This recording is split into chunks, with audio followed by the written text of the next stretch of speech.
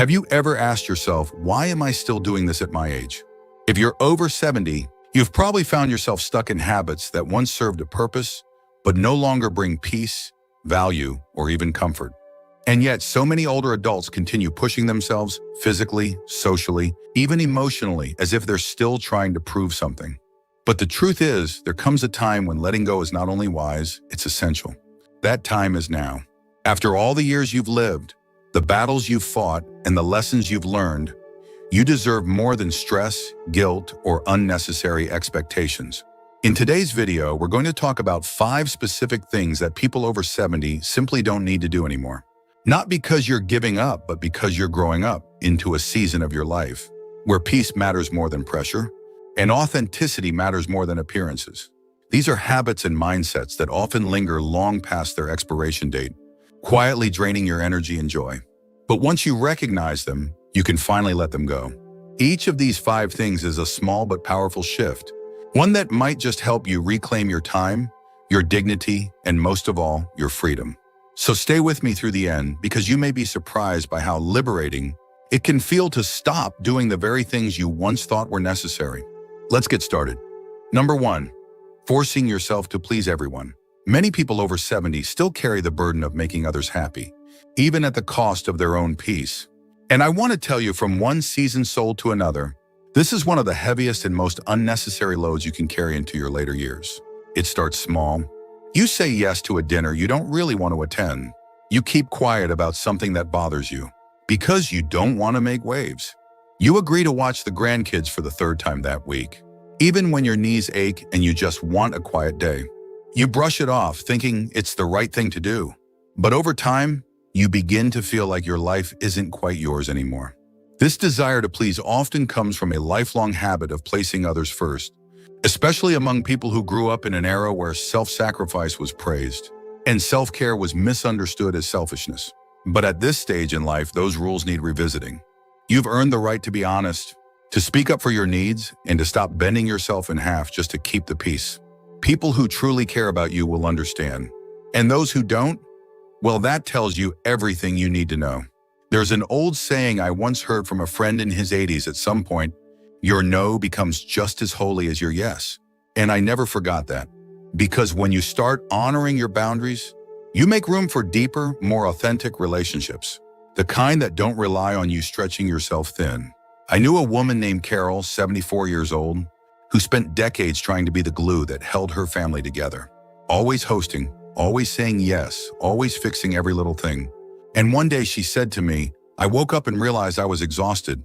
Not just tired, bone deep exhausted. And not a single person had asked me how I was doing. That day she made a change. She started saying no when she meant no. And something amazing happened instead of falling apart. Her relationships became clearer. Some grew stronger. Some faded away. But in every case, she felt more alive. You don't need to feel guilty for putting yourself first at this stage in life. In fact, doing so often makes you more present, more available, and more genuinely loving in the moments you do choose to give. You've spent a lifetime giving. Now it's time to receive a little grace for yourself. So ask yourself this: when was the last time you did something simply because it was what you wanted, not because someone expected it of you? If it's been a while, maybe it's time to start again. Not with guilt, not with apology, but with quiet confidence that says, I've lived long enough to know what matters, and I matter too. Number 2, trying to look young for everyone else. There comes a time when chasing youth becomes more exhausting than fulfilling. For many people, that time is after 70.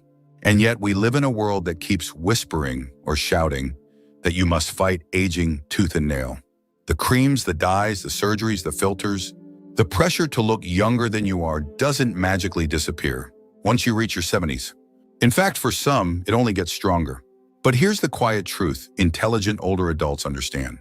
Looking young isn't the same as being well, and it certainly doesn't guarantee happiness. Too often, the pursuit of a younger appearance turns into a fear-driven cycle. You spot a new wrinkle and rush to erase it. Your hair grays, and you panic over how others might perceive you. But instead of feeling better, you often feel more anxious. Because the real issue isn't the wrinkle or the hair. It's the internal belief that aging makes you somehow less valuable. That belief, it's not just false, it's harmful. Psychologically, this obsession with youth, is rooted in a culture that glorifies appearances and undervalues experience. But as we grow older, we gain something youth cannot give: perspective. And when you constantly try to look young just to fit into society's expectations, you rob yourself of the dignity that naturally comes with age. Let's get practical here. There's nothing wrong with taking care of yourself, dressing well, staying clean and sharp, looking your best. But that's very different from trying to erase the very years that shaped you. A man I met at a senior community center, 79 years old, told me this: when I finally stopped dying, my hair and covering every wrinkle, people started seeing me. Not the version I was pretending to be, but me. And you know what? He said it was the most freeing moment of his life. The truth is, the people who love you really love. You aren't drawn to your smooth skin or your thick hair. They're drawn to your spirit, your humor, the way you listen without judgment, the way you carry your pain and joy with quiet strength. That's what leaves a lasting impression. So instead of wasting precious time and energy fighting age, try embracing it. Let your face tell your story. Let your body reflect a life well lived. There's a kind of confidence that only comes from owning every year you've walked through, and that confidence, it can light up a room more than any anti-aging product ever could. If you're still watching this video and finding these insights valuable, please comment number 2 below to let me know you're here. And if you haven't subscribed yet, I recommend you subscribe and turn on the bell so you don't miss any videos. Your support helps us continue creating good content to inform and inspire you. Now let's move forward. Number 3, pretending to be okay all the time. One of the harshest habits many seniors carry with them into their 70s and beyond is the belief that they always have to be strong, cheerful, and perfectly fine no matter what they're going through. It's almost like we've internalized a rule: don't complain, don't burden anyone, just smile and say you're okay. But here's the thing: pretending to be okay when you're not doesn't make you strong. It makes you invisible. And worse, it can slowly eat away at your mental and emotional well-being. After 70, the reality is that life becomes more layered. There's grief, physical discomfort. Sometimes there's guilt about being a burden. And instead of expressing these feelings, many older adults push them deep down, thinking that silence equals strength. But in truth, silence can turn into isolation. You start to feel like no one understands you because you've spent years telling people there's nothing wrong. Stoic philosophy reminds us that being honest about our inner world is not weakness, it's wisdom. The ancient Stoics believed in recognizing pain without dramatizing it and in speaking truth without shame. That means it's not only okay to say, "I'm having a tough day," or "I could use some company." It's necessary. You weren't put on this earth to suffer quietly. And you're not less dignified just because you admit you're hurting. Think about this: when you tell someone you're fine while carrying the weight of sadness or fear, you're not just hiding your struggle. You're also closing the door on connection. People around you, family, friends, even neighbors, can't support you if they don't know you need it. And contrary to popular belief, asking for help isn't a sign of weakness. It's a sign of emotional maturity. I once knew a woman named Helen, 82 years old, who spent decades never admitting when she was struggling. After her husband passed, she told everyone she was managing just fine. But behind closed doors, she was sinking. When she finally started opening up, sharing her grief in a support group, talking honestly with her daughter, something shifted. Her relationships deepened. Her laughter came back. And she no longer felt like she was living 2 separate lives. The truth is, the people who truly care about you would rather know what's really going on than hear another polite lie. They can't be there for a version of you that doesn't exist. They want to be there for you with all your scars, your fears, and your strength. So if you're still trying to hold it all together, still saying "I'm okay" when your heart says otherwise, it might be time to stop. Not because you're weak, but because you're finally wise enough to know that honesty is what leads to healing. And you deserve to be seen, not just as a cheerful face, but as a full, complex, beautifully human being. Number 4, apologizing for living differently. At 70 and beyond, many seniors find themselves quietly apologizing for the way they choose to live. Whether it's refusing to attend noisy gatherings, needing more rest, eating dinner earlier, not keeping up with technology, or simply wanting peace over stimulation. They don't say sorry outright, but the tone is there. "I hope that's okay. Sorry, I'm not much fun anymore." Or "I know I'm being a burden." These small phrases reflect something deeper, a lingering pressure to live up to other people's expectations, even in our later years. But here's the truth: once you pass 70, you've earned the right to live life on your terms, not according to someone else's stopwatch or social calendar. The need to apologize for prioritizing comfort, boundaries, or personal rhythms has to stop. It doesn't make you more polite. It makes you smaller. And you weren't meant to shrink in your later years. You were meant to grow into your truest self. Stoicism teaches that we should align our lives with nature and reason, not the noise of society. That means understanding what brings peace, what nourishes the soul, and what drains it. If you'd rather read a book than attend a family cookout, that doesn't make you antisocial. It means you're wise enough to choose what feeds your spirit, and there's nothing to apologize for in that. This quiet habit of over-apologizing is rooted in something. Many older adults were raised to believe that your worth depends on how agreeable, accommodating, or self-sacrificing you are. But as you age, you begin to see the cost of that mindset: exhaustion, resentment, and disconnection from your own needs. You've spent years pleasing others. Now it's time to please your soul. I remember talking to a man named Gerald, 79, who stopped going to church events even though he felt pressured to keep showing up. He said he was tired and he just wanted his Sundays to be quiet. But every time he skipped, he felt like he had to explain himself. One day, his daughter told him, "Dad, you don't owe anyone an excuse. If it brings you peace, it's the right choice." That conversation changed him. He stopped apologizing, and he started owning his new rhythm with pride instead of guilt. Older age brings clarity. You know what matters and what doesn't. You know which people give you energy and which ones quietly drain it. You know what foods agree with you, what music calms you, what pace of life actually feels good in your bones.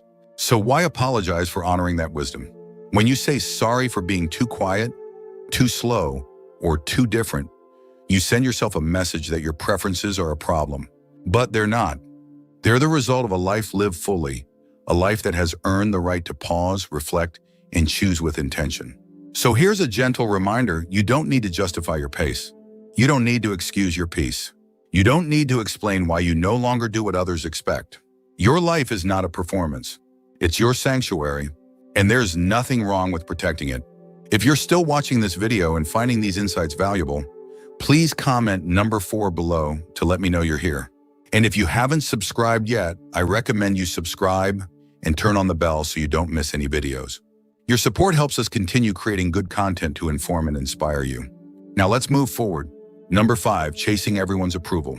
One of the hardest habits to let go of as we age is the need for approval. For many people, even after 70, there's still this quiet urge to be liked, accepted, or validated by others, family, neighbors, society. We find ourselves second-guessing decisions, softening our opinions, or pretending to agree with things we don't. All because we fear being judged, excluded, or seen as too much or too different. It's a trap we've been caught in since childhood, and it often follows us into our golden years. But here's the thing: life after 70 is too short to be lived under someone else's expectations. Stoic wisdom teaches us to focus on what we can control, our own actions, thoughts, and values, not the opinions of others. Trying to manage how others see us is like trying to hold water in your hands. It slips through no matter how tightly you grip it. And yet so many older adults still carry the weight of approval seeking, even when it doesn't serve them anymore. They say yes when they want to say no. They stay quiet when their wisdom could offer clarity. They dress or behave a certain way not because it feels right, but because it fits what others expect of someone their age. But the older we get, the clearer the truth becomes: approval is a moving target. You will never please everyone. So why keep trying? Think of Evelyn, a woman I met at a community center in her early 80s. She loved colorful clothes and bold earrings, and she had a laugh that could fill a room. But for years, she toned herself down, wore beige, stayed quiet, because her daughter told her to act her age. One day, Evelyn looked in the mirror and asked herself, "Whose life am I living?" That week, she started wearing her bright colors again. She said it made her feel like herself, finally. You don't need permission to be yourself, especially not at this stage of life. The people who truly love you will never require you to shrink, pretend, or apologize for who you are. And the people who do, their approval isn't worth the price of your peace. Stoicism reminds us to act according to virtue, not applause. That means doing what's right, not what's popular. Speaking your truth, not what's convenient. Living with honesty, not performance. Approval is fleeting. Integrity is lasting. So the next time you feel the urge to please everyone, Pause and ask, is this true to me? If it's not worth your time. You've earned your wisdom. You've walked through decades of life. You've loved, lost, survived, and grown. You don't need to keep chasing acceptance like a child trying to fit in. You belong to yourself, to your values, to your own unfolding life. Let the younger generations hustle for popularity. Let others worry about fitting in. You've graduated from that race. And what replaces it is something far better: freedom. Because the day you stop needing approval is the day you start living in full color again, bold, unapologetic, and true. That's the beauty of growing older. You finally get to be exactly who you are, without explanation. Final thoughts. Isn't it strange how age reveals what really matters? When we were young, we were taught to strive, to do more, be more, achieve more. But as the years go by, we start to see with clearer eyes. We begin to understand that peace is more valuable than productivity, that connection is more meaningful than status, and that being true to yourself is the greatest freedom of all. And the truth is, much of what once seemed important no longer deserves space in your life. The things we covered in this video, pushing your body too far, chasing the approval of others, living by someone else's pace or rules, they're all weights we've been conditioned to carry. But after 70, those weights become unnecessary burdens. And letting them go doesn't mean giving up. It means finally stepping into your own wisdom. You've earned the right to slow down without apology. You've earned the right to say no without explanation. You've earned the right to rest, to choose what fills you up, to make peace with where you are and where you've been. There's a quiet kind of courage in simplifying your life, in trimming away the things that no longer serve your spirit. And maybe that's what aging well is really about. Not clinging to youth, not pretending to be who you were, but becoming deeply comfortable with who you are right now. Living with less noise, less pressure, more authenticity, more freedom. If you've ever felt guilty about slowing down or hesitant to make changes that feel right for you, I hope today's video gave you permission to breathe a little easier. Because it's not just okay to stop doing certain things after 70, it's necessary. That's how you make space for the things that actually matter. A life of purpose doesn't have to be busy. A life of meaning doesn't need to be full of obligations. Sometimes the most powerful thing you can do is sit quietly in your own truths and know that you're enough, not for what you produce or prove or earn, but simply because you are. So be kind to yourself, be honest, and above all, be free. Because this stage of life isn't the end of your story, it's the most honest chapter yet. Thank you for joining us today. We'd love to hear from you. Leave a comment below and share one thing you learned today and how you plan to use it in your life. Your thoughts are important to us, so don't hesitate to share them. Reading your comments gives us great motivation and encouragement. If you enjoyed this video and found it helpful, please like, subscribe, and share. Your support helps us continue creating good content to inform and inspire you. Thanks for watching, and we look forward to seeing you in the next video.